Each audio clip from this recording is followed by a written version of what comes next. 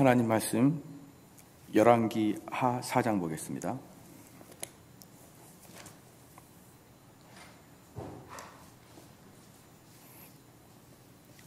열왕기 하 4장 38절부터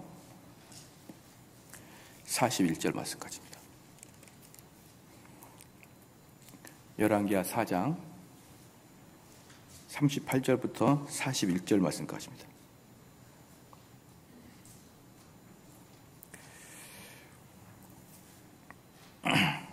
한 절씩 교독하시겠습니다.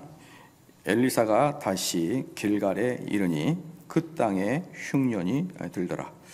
선지자의 생도가 엘리사의 앞에 앉은지라. 엘리사가 자기 사원에게 이르되 큰 솥을 걸고 선지자의 생도들을 위하여 국을 끓이라 하매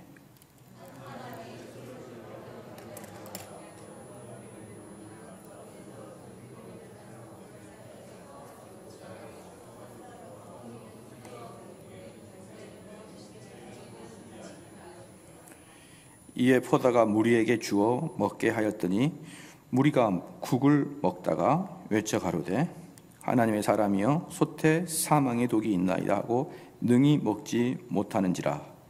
엘리사가 가로되 그러면 가루를 가져오라. 솥에 던지고 가로되 포다가 무리에게 주어 먹게 하라 하매 이에 솥 가운데 해독이 없지라. 아멘. 이제 본문은 우리의 영적 구원의 문제를 다룬다고 했잖아요. 구원의 문제를 다루기 때문에 이 이야기는 구원이 이루어지는 과정 중에 어떠한 일이 있는지를 다 보여주는 것이죠. 쉽게 말씀을 드린다 그러면 성경 안에 있는 철로 역정이다 보면 되는 거예요. 왜? 철로 역정은 한 성도가 살아갈 때 어떤 방해거리가 있고 그 다음에 어떤 그 함정이 있고 어떤 친구들이 있고 이렇게 아주 소상하게 나오잖아요.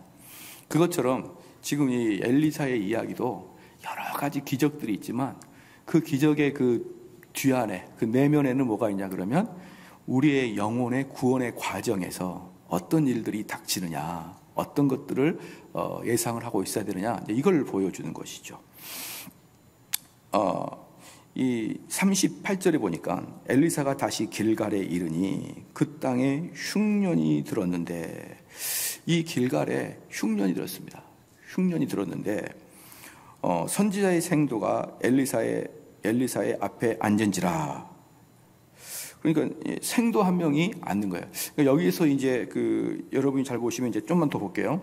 엘리사가 자기 사원에게 이르되 큰 솥을 걸고 선지자의 생도를 위하여 국을 끓이라 하매. 그러니까 지금 여기에는 뭡니까? 기근이 있기 때문에 엘리사가 사원에게 이르가지고 하나님 말씀을 전하는 동안에 국을 끓여라. 야채국이에요. 야채국을 끓여라. 그렇게 하는 거예요. 그런데 여러분들이 여기서 분명히 보면 아시겠지만 이 순서가 대단히 중요합니다. 이 순서가 중요한 게 뭐냐 그러면 이들은 지금 이 흉년이, 성경에서 말하는 흉년은 뭐 거의 대부분 이 자연적인 흉년만을 이야기하는 게 아니죠. 우리의 내면의 흉년을 이야기하고자 해서 그걸 쓰는 거잖아요. 그렇기 때문에 이 흉년은 내면과 외면의 같은 흉년이다 이 말입니다. 외적으로는 비 한 방울 오지 않아가지고 쌀도 밀도 나지 않는 그런 흉년이고, 내면에는 하나님의 성령의 단비가 떨어지지 않아서 아주 바삭바삭한 흉년이고, 어쨌든 둘 다 흉년이거든요. 그렇기 때문에 이 흉년이 있기 때문에 선지생도가 했던 일이 뭡니까? 선지생도가 했던 일이 뭐냐 그러면 밥을 주십시오가 아니라 엘리사의 무릎팍 앞에 꿇어서 엘리사의 말씀을 듣기를 원하는 거예요. 그러니까 지금 이것은 무엇을 우리를 기억나게 하냐 그러면 마리아가 우리 예수님의 무릎 앞에 꿇어 앉아서 말씀을 듣고자 할 때 우리 주님이 마리아한테 뭐라고 했습니까? 저는 좋은 편을 선택했다 이렇게 이야기했잖아요. 그러니까 지금 이제 여기에서 무릎 앞에 꿇었다. 선생님의 앞에 앉았다. 엘리사 앞에 앉았다. 이런 것 뜻은 뭐냐 그러면 엘리사를 대단히 존경하고 있고, 그리고 그 말씀을 하옵소서 내가 다 듣겠나이다. 지금 이렇게 지금 고백을 하고 있는 거예요. 그렇기 때문에 여기서 분명히 보여주는 건 뭐냐면 우리들의 대내외적인 흉년이 있을 때 순서상 뭐부터 해야 된다? 하나님 말씀에 따라서 우리 내면이 거듭나는 것을 해야 되는 것입니다. 그러지 않으면 어떻게 됩니까? 이 순서가 뒤바뀌면 완전히 엉망이 되는 거예요.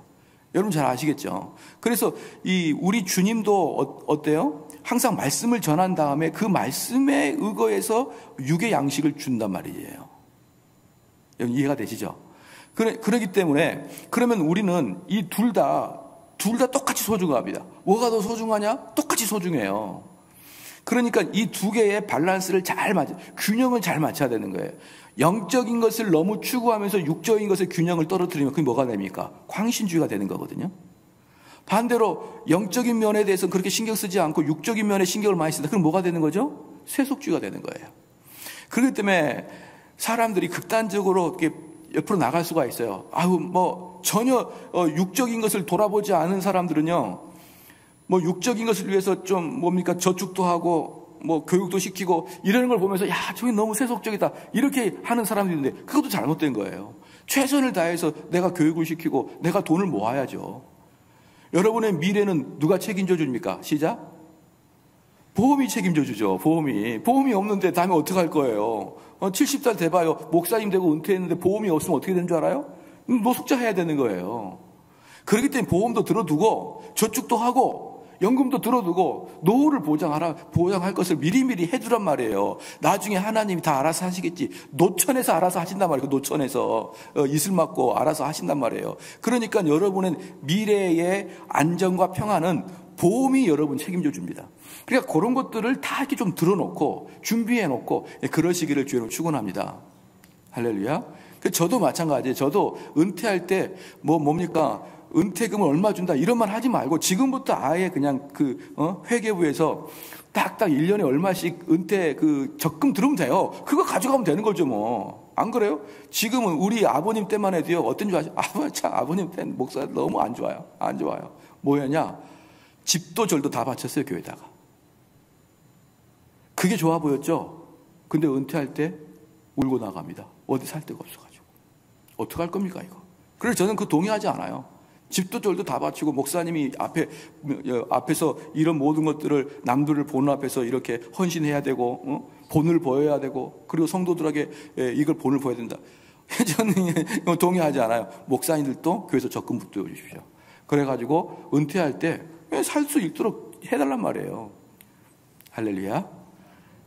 목사님 어떻게 그렇게 육적인 그게 바로 광신도란 말이에요. 그게 광신도단 말입니다. 여러분들이 이 땅에 살아갈 때 준비할 건 하고 먹을 건 먹고 자녀 양육할 건 양육하고 다 한 다음에 또 한편에는 뭐 하는 겁니까?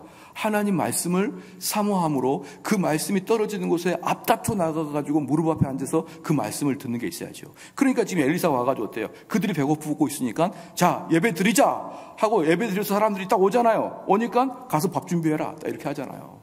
예배 끝나면 밥 하자. 자, 이러한 균형이 있어야 됩니다. 이러한 균형이 저와 여러분에게는 있어야 됩니다. 좀 신앙생활 할 때 좀 일반적인 상식을 가지고 해야지 괴상망측해가지고 요번에도 보니까 뭡니까? 신옥주인가? 어디 무슨 은혜로 교회인가가 저기 무슨 섬이에요? 무슨 섬이죠? 피지인가요? 아니 왜 그리 가요? 좋은 대한민국을 놔두고. 저는 그 자체가 이런 게 광신도예요. 한번 곰곰이 생각해봐요. 왜 거기가 살아요? 돈 벌 데도 없는데. 그렇게 사람들이 우리나라 사람 특별히 영과 육은 별로 좋지 않고 영은 좋다고 하는 이분법적인 성향이 강하잖아요. 그렇기 때문에 그렇게 극단적으로 광신적인 형태들이 드러나게 돼 있는 게 우리나라 사람들한테 아주 다분하게 나타납니다. 그래서 뭔가를 계획 잡고 뭔가를 저축하고 있으면 육적인 것을 하나님 못 믿고 아직도 통장 믿고 있냐고. 그런 다음에 돈을 다 빼서 다 걷어가지고 자기 통장에 넣어놓고 막 그러는 거예요. 그렇죠? 옛날에 이장님이가 92년도에 예수님이 재림한다 그래가지고 승천한다 그래가지고 그 교회에 있는 사람 돈을 다 긁어 모아가지고 자기 통장에 다 집어넣어놨어요. 왜 자기는 예수님 재림하면 통장에 돈이 필요 없을 텐데 왜 이장님이 자기는 통장에 돈을 넣어놓느냐 이 말이에요. 그거에 속아가지고 모든 사람이 몽땅 자기 재산 다 털리는 거 아니에요. 재산 털리만 하다 그렇게 비상식적인 삶을 살아가는 것이. 여러분, 우리 그리스도인들은 항상 육과 영의 분별과 균형과 질서를 잡아 나가야 됩니다. 아시겠죠? 자, 그게 바로 이거예요. 38절에 엘리사가 다시 길갈에 이르니 그 땅에 흉년이 들었는데 선지자의 생도가 엘리사의 앞에 앉은지라 엘리사가 자기 사환에게 이르되 큰 솥을 걸고 선지자의 생도들을 위하여 국을 끓이라 하매 그랬거든요. 국을 끓이라 하매. 그리고 나서 39절에 재밌어요. 한 사람이 채소를 캐러 들에 나가서, 여기서 이제 한 사람이 시키지도 않는 일을 하는 겁니다. 이제 그 큰 국을 이제 끓여라 그러면 제가 봤을 때는 분명히 엘리사가 국을 끓여라 그랬으면은 국 끓일 재료들이 있었을 것입니다. 있었을 것인데 한 생도가 이제 좀 좋은 야채가 더 있는지 한번 살펴봐야지 이러면서 밖으로 나갔습니다. 밖으로 나갔는데 야등 덩굴을 만나. 여기서 야등이라는 것은요, 오렌지 크기의 과실인데 이게 이제 뭡니까? 이 박과라고 해요. 박인데 박같이 생겼는데 오렌지 크기만 한데 무슨 채소인지는 정확하게 모르겠어요. 그런데 거기에는 독이 있습니다. 독성이 있어요. 왜 우리가 산에 올라가면은 아름다운 버섯에 독성이 있듯이 얘도 독성이 있는 거예요. 야등 덩굴을 만나 그것에서 들외를 따서, 들외입니다. 들외를 따서 옷자락에 채워가지고 돌아와서 썰어 국 끓이는 솥에 넣되 저희는 무엇인지 알지 못하는지라. 그러니까 여러분들 여기서 몇 가지 우리가 교훈을 얻을 게 있는데요. 첫 번째는 어떤 사람이 그 설교를 듣고 있다가, 엘리사의 설교를 듣고 있다가 가서 들판에 나가서, 그 뜨거운 들판에 나가가지고 채소를 캐다가 자기 선지생도들을 먹이려고 캐왔어요. 자, 이 사람은 분명히 의도는 좋습니까? 좋지 않습니까? 좋죠. 그러니까 항상 알아야 될 게 뭐냐면 의도가 좋다고 해결되는 게 아니에요. 의도보다 더 중요한 게 뭡니까? 실력입니다. 실력, 분별력이에요. 얘가 독이 있는지 없는지를 분별해야 될 거 아니에요. 근데 의도만 좋아요. 의도만. 그래서 정말 중요한 것은 실력인 것이지, 그 의도, 정말 의도도 좋고 실력도 둘 다 좋으면 좋죠. 그런데 우리는 때로는 둘 다 좋지 않을 수가 있어요. 둘 다 좋지 않을 때는 뭘 더 선호해야 됩니까? 결과물을 선호해야 되는 거예요. 결과물을. 의도만 좋다고 되는 게 아닙니다. 이 사람은 의도가 좋았는데 자칫 모든 선지 생도들을 다 죽일 뻔했어요. 자, 끌어와가지고. 두 번째는 뭐냐 그러면 이 사람은 엘리사의 지시도 없는데 가서 끊어온 거예요. 뭡니까? 자기가 아무리 이게 선한 일이라고 생각할지라도 하나님의 말씀에 근거해서 움직여야죠. 자기 스스로 판단하지 말고 하나님의 말씀에 근거해서 움직이는 것이지 내가 옳다고 옳은 것이 옳은 게 아니에요. 두 가지입니다. 첫 번째는 뭐예요? 의도가 좋다고 그 결과가 좋은 게 아니에요. 의도가 좋다고 다 변호가 되는 게 아닙니다. 의도가 좋아도 결과가 나쁘면 안 되는 거예요. 두 번째, 그 선한 의도가 있을지라도 하나님의 말씀에 분별을 하고 움직여야 되는 것이지 자기 마음대로 이게 선하다고 생각해서 움직이면 안 된다는 것입니다. 그 다음에 한 사람이 채소를 캐러 들여나가서 야등 덩굴을 만나 그것에서 들외를 따서 옷자락에 채워가지고 돌아와서 썰어 국 끓는 속에 넣되 저희는 무엇인지 알지 못한지라. 이게 뭐냐 그러면 국을 끓이고 있는데 이 사람이 밖에서 이제 채왔거든요. 아마 이제 이 사람이 캐왔을 때는 엘리사의 설교가 끝났나 봐요. 끝났기 때문에 이제 그 밥그릇 주변에 있었던 거예요. 그럴 때 이제 탁탁 썰어서 넣었는데 아무도 못 알아보는 거예요. 아무도 못 알아봐. 그게 그 들외, 바깥에 있는 야생외를 따다가 이렇게 딱 집어넣는데 사람들이 그게 독이 있는 왠지 아니면은 독이 없는 왠지를 구별을 못하는 거예요. 왜가 뭔지 참회할 때 왜? 그 박같이 생긴 게 있어요. 그것들이 독이 있는지 없는지를 아무도 분별을 못합니다. 여러분 여기서 조심할 게 뭐냐면요. 뭡니까? 성경에서는 좋은 제사 제물과 나쁜 제사 제물이 있어요. 하나님이 구별해놨거든요. 분별했는데 거룩한 제물과 거룩하지 않는 제물이 있습니다. 근데 거룩하지 않는 재물 중에 특징이 뭐냐면 바깥에 있는 겁니다. 바깥에 있는 것. 야생, 들판에 있는 것, 이것들은 전부 다 X예요. 하나님께 재물을 드리는 건 전부 다 가축이어야 됩니다. 가축이고 거기다가 흠이 없어야 돼요. 밖에 있는 야생 동물들은 무슨 독이 있을지 모르고 무슨 몸에 안 좋은 병균이 있을지 모르고 언젠간 다쳤을 것이고, 그렇기 때문에 바깥에 있는 이런 그 들판에 있는 짐승들이나 들판에 있는 채소들은요, 제물로 사용할 수가 없는 것이에요. 제물로 사용하는 것은 전부 다 자기들이 기르고 자기들이 보호하고 있던 것들이 제물로 가능한 것입니다. 여러분 아시죠, 이것은? 그럼 이걸 뭘 의미하냐 그러면요, 하나님이 받으실 만한 것은 항상 교육되고 양육되고 정제되어야 되는 것만이 되는 것이에요. 그래서 정말 하나님께서 받으실 만한 이 예배는, 하나님께서 받으실 만한 이 말씀이 뭐냐 그러면 정확하게 역사적, 교리적, 신학적으로 근거가 있는 것들만이 받는 것이지, 여러분들 이게 영적 상황이기 때문에 뭐냐, 영적 기갈이 있을 때, 사람들이 하나님 말씀을 받지 못함으로 영적 기갈이 있을 때, 정말 재밌는 게 뭐냐 그러면, 사람들이 영적 기갈이 있을 때 밖에 나가서 막 채소를 캐오더라는 거예요. 근데 분명히 여기서는 기갈이 있기 때문에 쌀도 없고 밀도 없어요. 그런데 들판에 나가니까 넝쿨이 있는 겁니다. 넝쿨이. 하나님 말씀이 기갈이 되도요, 가짜 하나님 말씀은 풍년이라면 풍년. 그래서 하나님 말씀을 제대로 잘 못 듣는 거예요. 하나님 말씀에 기갈이 생기는 겁니다. 하나님 말씀에 배고픔이 있는 거예요. 이 사람들이 뭐냐면 이 교회를 빠져나가 다른 곳에서 말씀을 들으려고 하는 거예요. 근데 그 다른 곳이 어디입니까? 들판이야. 정확하게 정제되어 있지 않은 것이에요. 그 목사님의 설교가 정확하게 교리적으로 탄탄하지 않아요. 그냥 들판처럼 야생처럼 거칠어요. 그런 데 가서 말씀 듣는 겁니다. 저는 정말 특별히 이제 그 외국에 사시는 분들 중에 정말 안타까운 게 뭐냐면, 자기 교회 담임 목사님의 설교를 못 들으니까 한국에 좋다는 목사님 설교를 다 들어요. 다. A, B, C, D까지 다 있습니다. 그래서 그들은 자기 귀를 즐기게 해주는 스승이 많아요. 그래서 누구 듣습니까? 그러면 전 누구 듣고 뭐 대여섯 명은 듣습니다. 여러분 왜 그럽니까 도대체?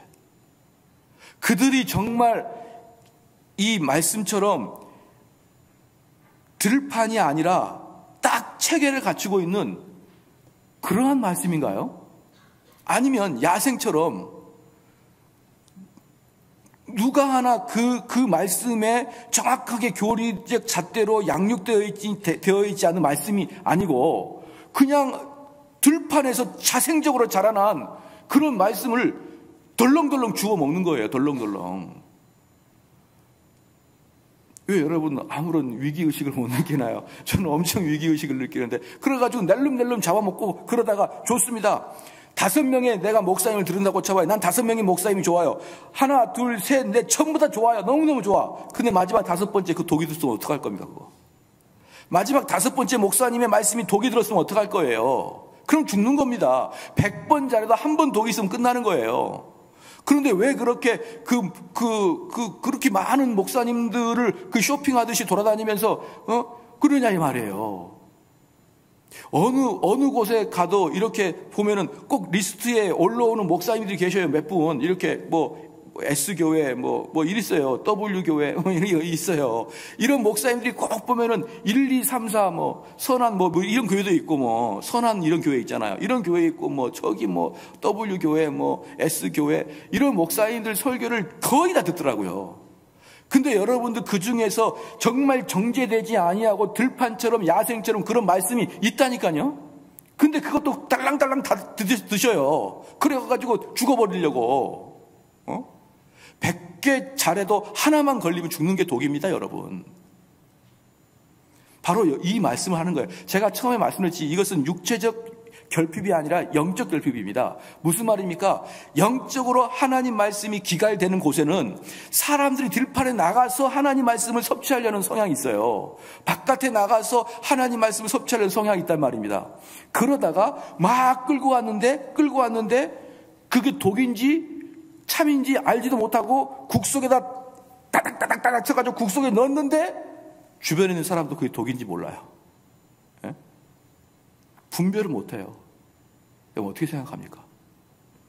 우리 성도들이 한번 진짜 생각해봐요. 제가 참인지 것인지 분별할 수 있을 것 같습니까? 여기 보십시오. 그 독이 들어있는 박을 썰어 넣었는데 아무도 알아차린 사람이 없더라. 이건 뭡니까? 시작. 거의 비슷하더라. 거의.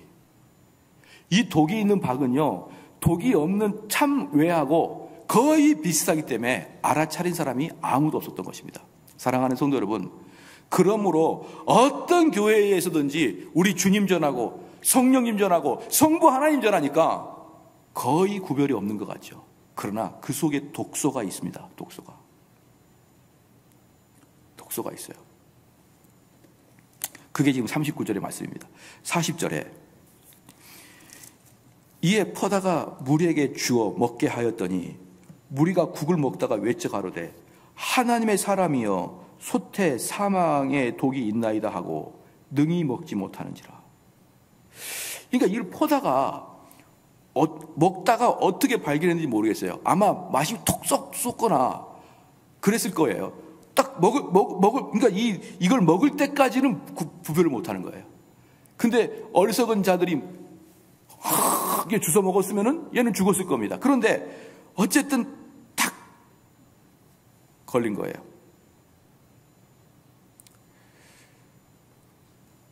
사랑하는 성도 여러분, 39절 40절 말씀에 의거해서 진짜 복음과 참 복음은 거의 비슷합니다. 거의 비슷해요.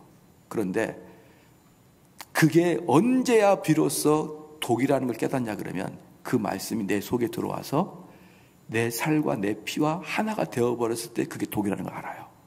그전에는 몰라요.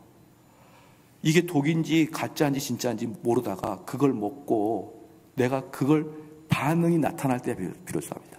다른 말로 여러분이 이게 진짜인지 가짜인지는 어떻게 하냐? 두 가지인데 그래도 복이 있는 사람은 이 땅에 살아가다가 이게 아닌가? 이게 아닌가? 라고 하는 깨달음이 있는 사람이 얼마나 복됩니까? 두 번째는 뭐예요? 죽어서야 깨달아요. 죽어서야. 그래서 찰스 스펄전이 뭐라고 하는지 아십니까? 여러분 한번 봐볼까요? 찰스 스펄전이 뭐라냐면 너희는 알미니안을 적극적으로 미워하라 그랬어요. 찰스 스펄전이. 그러니까 알미니안을 배척하라가 아니라 알미니안을 적극적으로 미워하라 그랬습니다. 그럼 제가 한번 물어볼게요. 여러분 알미니안이 뭔지를 알고 계셨었나요? 여기 오기 전에? 알미니안이 뭔지는 알고 세미펠라겐이 뭔지는 알았었습니까? 아무도 몰라요. 자, 지금 이건 무엇을 우리에게 나타냅니까? 우리나라의 교회 거의 대부분은요, 스펄전 한 명만 못합니다. 스펄전은 알미니안을 미워하되 적극적으로 미워하라 그랬어요. 근데 여러분 지금까지 다른 분들은 어떤 분들은 또 개혁교회를 공부하다가 온도 계시지만 그렇지 않은 분 중에 물어볼게요. 여기 와서나 알미니안이라는 단어를 들어봤죠? 어디서 알미니아라는 소리를 들어봤나요? 알미니안이라는 단어를 들어보지 않았던 이유는 뭐냐면 단 한 번도 알미니안의 위험성과 알미니안이 무엇을 주장했는지 공부를 안 했다는 뜻이에요. 그럼 여러분들이 그 컵 속에 숭덩숭덩 알미니안이랑 넣고 칼빈주의 알미니안 섞어가지고 딱딱 넣어요. 자, 그걸 줍니다. 어때요? 꿀떡꿀떡 마시겠죠. 꿀떡꿀떡. 그게 지금 영적 상태다.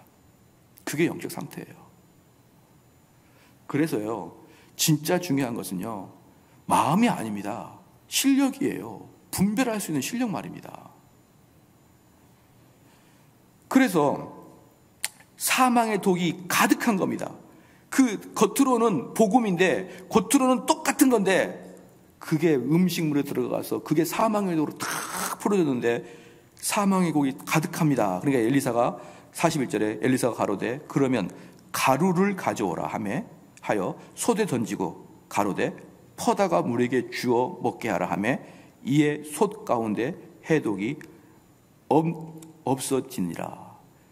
그래서 여기서 그러면은 이겁니다. 그러면 우리에게 독이 있으면은 무엇이 있느냐? 그 독을 해독할 수 있는 약이 있다 이 말이에요. 바로 그게 뭐냐면 이 가루거든요.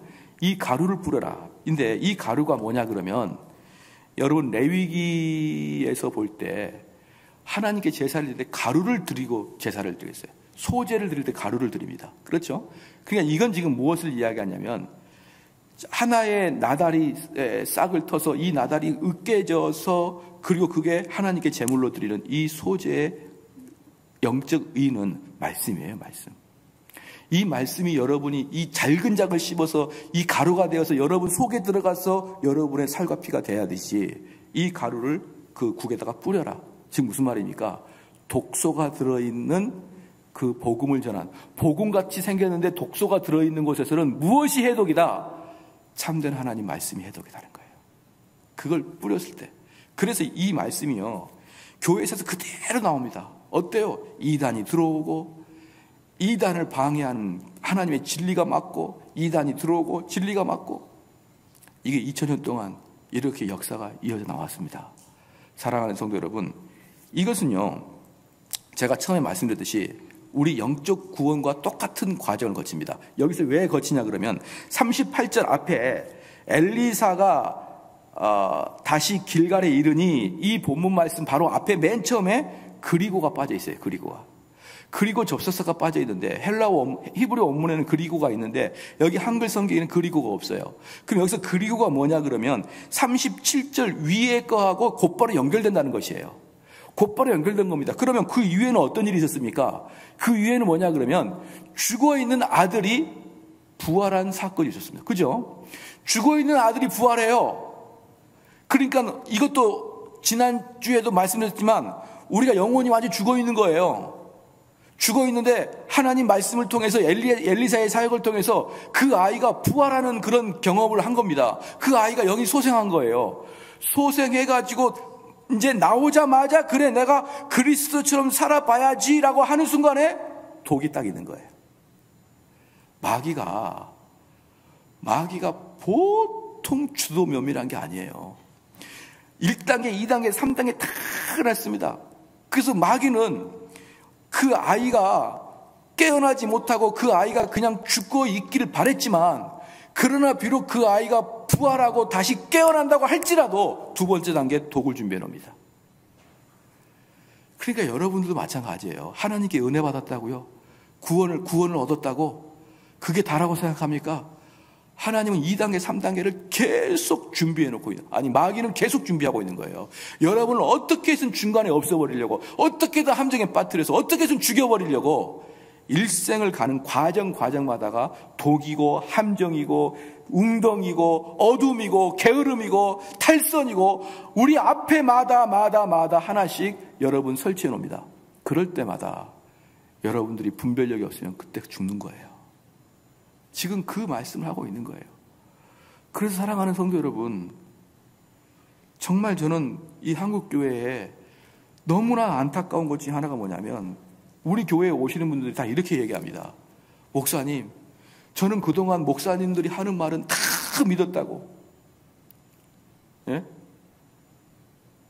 사도행전에 보면은 베레아 사람들이 사도 바울의 말이 그런가 하여 말씀을 상고했다고 그랬어요.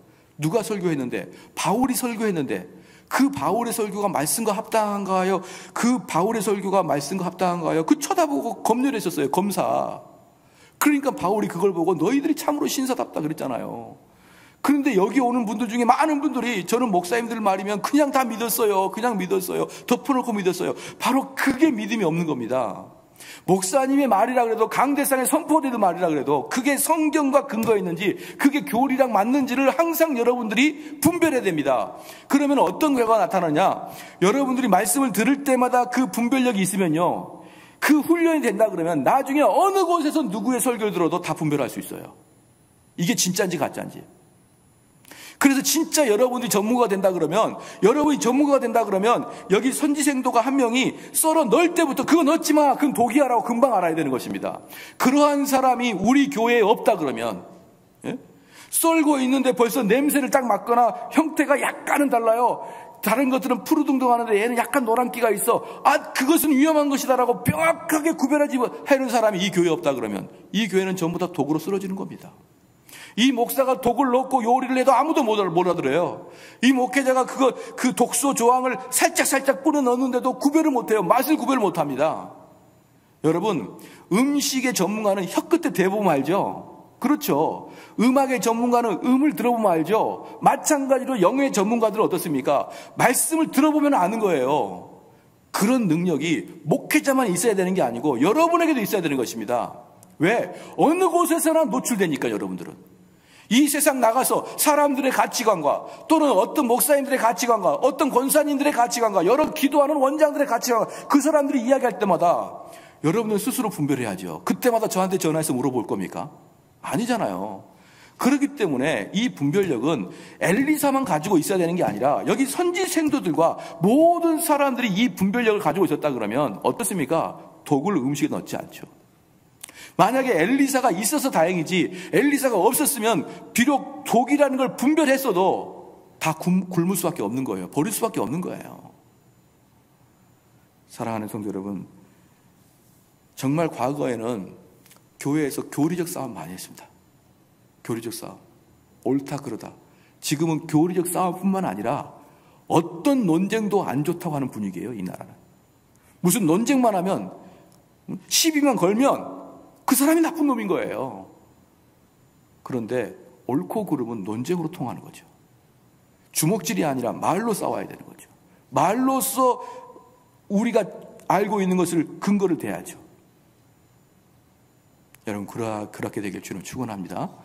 저는 정말 이 교회가 두려워요. 두렵고 아까도 말씀드렸듯이 많은 외국인 그 한인들 교인들이 듣는 그 랭킹 1, 2, 3, 4위들 목사님들요 다 독소예요. 독소.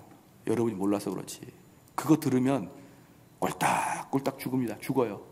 근데 그 독소가 참으로 고급품이라 금방 안 죽고 천천히 죽어요. 천천히 슬름슬름 죽어갑니다.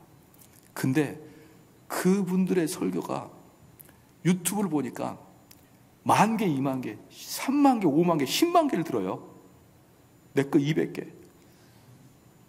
200개, 250개, 300개. 비교가 안 됩니다. 물론 당연히 지금은 그럴 것이고 나중에는 좀 더 제 걸 들을 수 있지만 제가 말씀드리고 싶은 것은 그분들의 설교 아니에요. 그분들의 설교는 독 많이 들었습니다. 군데군데 알미니우스, 군데군데 행위구원, 군데군데 영지주의 다 들어있었어요. 근데 그걸 짬뽕에서 다 들이키고 있습니다. 여러분 이게 지금 한국교회 현실이고요.